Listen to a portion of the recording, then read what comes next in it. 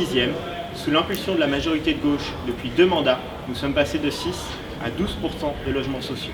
C'est un progrès considérable qui a permis à plusieurs milliers de personnes de rester ou de venir vivre dans l'arrondissement. Nous préservons ainsi la mixité sociale, qui est une richesse fondamentale de notre arrondissement. Mais le coût des loyers et le prix d'achat continuent d'augmenter de manière affolante, rendant ainsi l'accès au logement très difficile pour celles et ceux qui dépendent du marché. De trop nombreuses personnes sont en attente d'un logement social de qualité pour voir l'avenir avec sérénité. Notre effort doit donc se poursuivre.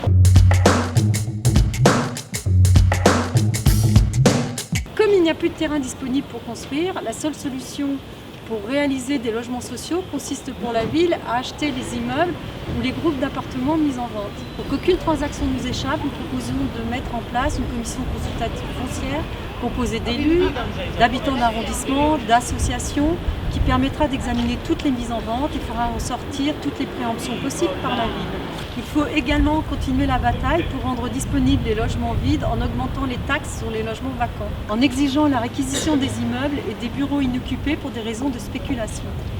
Nous devons faire changer la loi pour rendre effectives les réquisitions.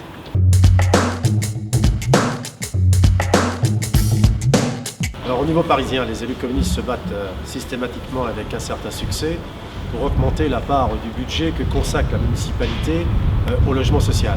C'est ainsi qu'en 2014, 7500 nouveaux logements sociaux verront le jour. Rendre Paris moins cher en continuant en amplifiant l'action de la municipalité pour le logement. Tous bien logés à Paris grâce aussi à l'action des élus communistes. C'est pour cela qu'en 2014, il nous faut voter dès le premier tour pour la liste d'Union de la gauche conduite par Rémi Féron.